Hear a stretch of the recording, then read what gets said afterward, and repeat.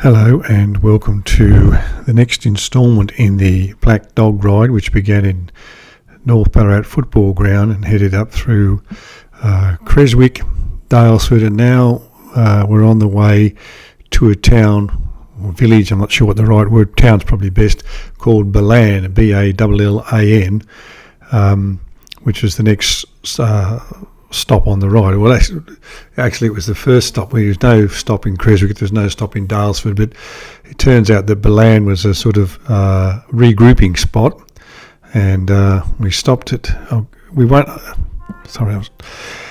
actually get to Ballan in this clip, and for some reason not sure whether the battery ran out or the car.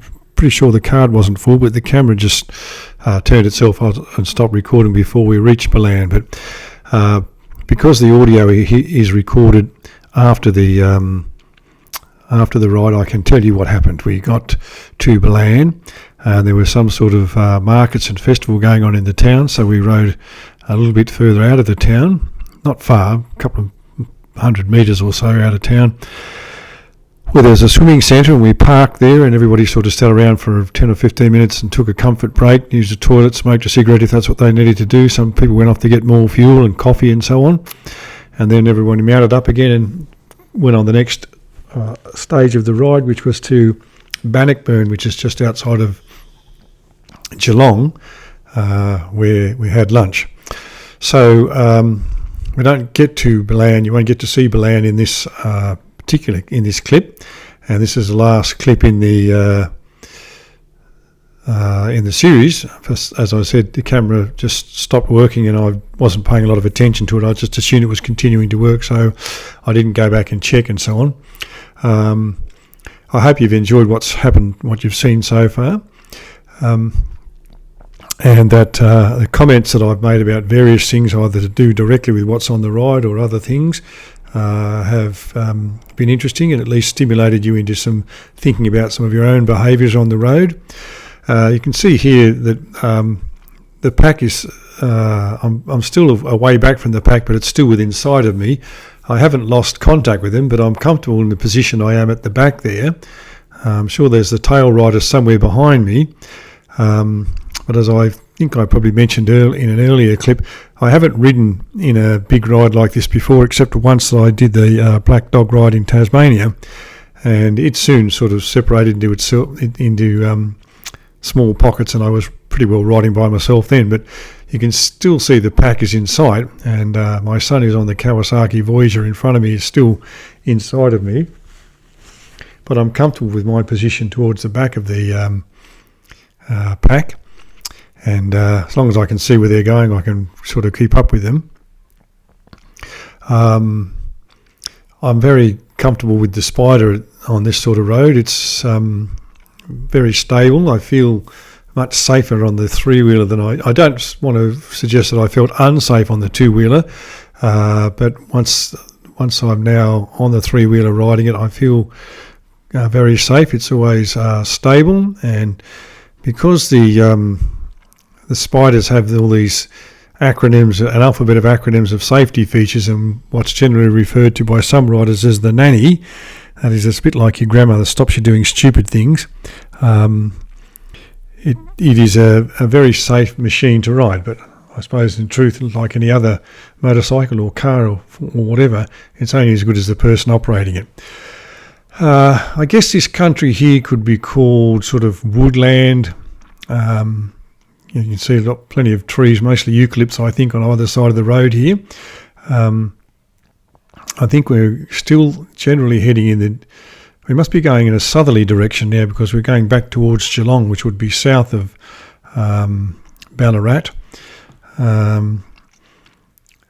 This is a sort of rural Victoria. I don't know much about this area because I haven't visited it before, but the road itself seems to be in pretty good condition. You can see it's got those little bumps on the edges where the shoulder seems quite wide in most places. Those little bumps are there so that obviously if you get a bit drowsy or you start wandering or you take a bad line, you'll get that strange feeling through your tyres, and your bike, you'll get them through the handlebars and it'll give you a bit of a jolt and wake you up again. So the shoulders are pretty wide, and there are markings down the centre of the road, which are always handy.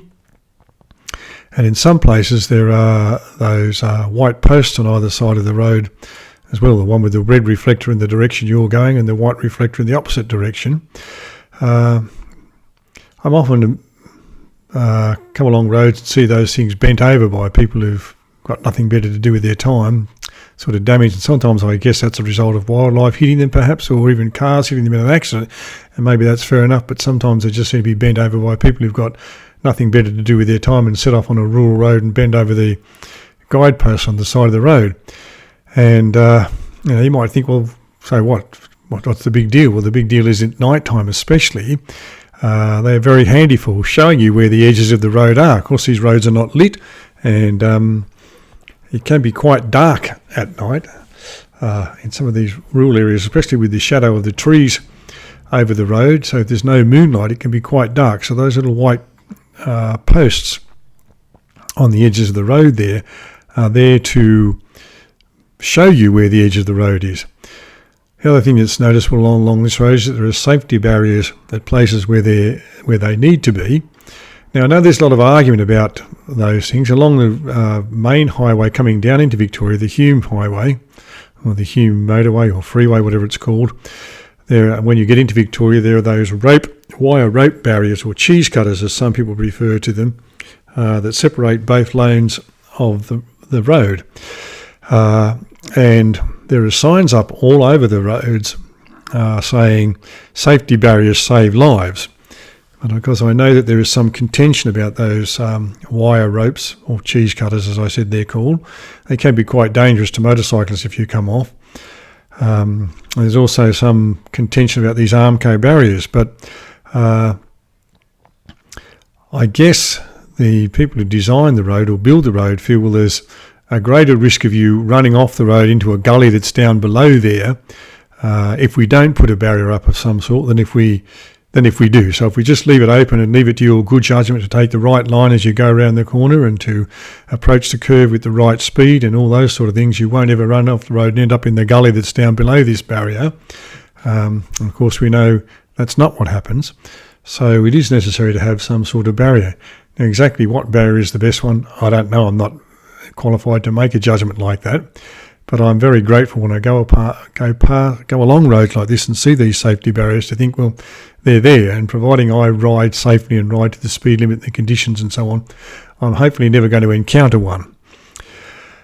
So it's, to me anyway, it's good to see something like that along the edges of the road. There are some places along this road where the people in front of me, when I was close enough to them, were pointing out broken shoulders and potholes and so on, and I was, when there were people behind me, pointing them out myself for the same reasons, because you want to avoid those things. You want to avoid the jolt of hitting it in the first place and the jolt through the suspension, but you also want to avoid the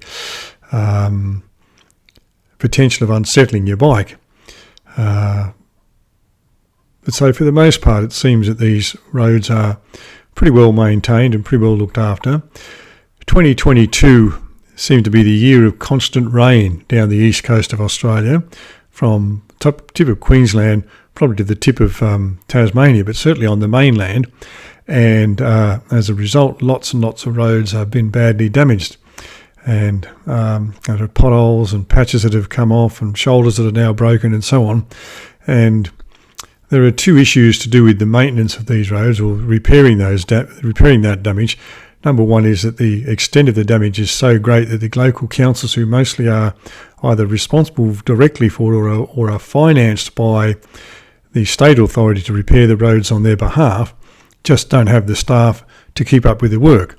There are so many roads that that they are responsible for that they don't have the staff to be able to go out and repair all those roads. There's the question of priorities, I suppose, saying, well, roads that get the most use obviously need to be repaired more quickly than those that get the least use.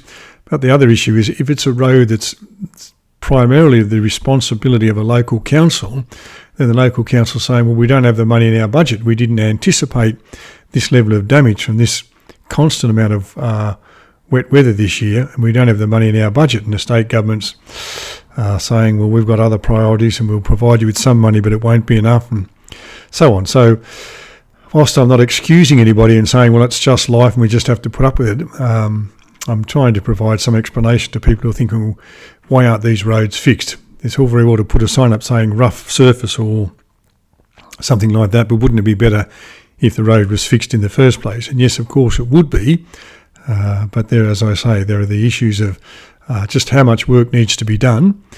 And I saw an estimate the other day in the NRMA magazine. The NRMA is the motoring organisation in New South Wales. It's equivalent to the RACV and so on. And it estimated that the repairs to roads in New South Wales alone, from all the wet weather events and so on over 2022, was going to be something like $2.2 billion. That's an extraordinary amount of money. And obviously, you don't just sort of snap your fingers and $2.2 billion appears somewhere in the budget and you just hand it out and say, well, there's the money, get on with it. But even if you did do that, even if you were able to find that money and hand it out immediately, there's still the time that's taken to get people out to where the work needs to be done, get it done, plan it, make sure you've got the right supplies, and hopefully do it properly so that the repair is lasting, and the next rain incident, and there's almost guaranteed to be another one, that the road doesn't need repairing again. All right, well, that's enough of the soapbox about roads and who's responsible for repairing them. As I said, this is sort of open or woodland, I guess you'd describe it as, with trees on both sides of the roads here. And the road's in pretty good condition, as I said. It's pretty straight as well, so it's easy to ride and easy to drive even with a pack like this.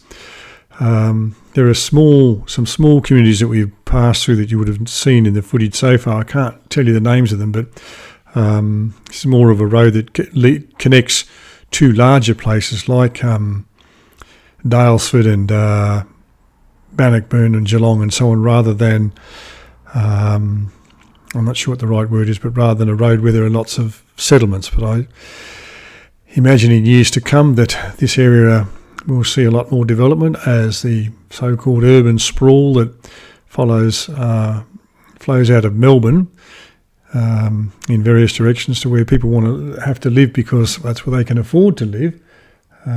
There'll be more and more development along it. All right, we're coming up almost to the end of this clip. Thank you for watching and thank you for taking an interest in the clip so far. I hope you've enjoyed the Black Dog ride.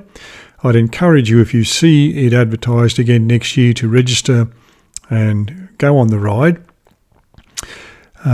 First of all, just to go for the pure pleasure of going on a ride with your mates.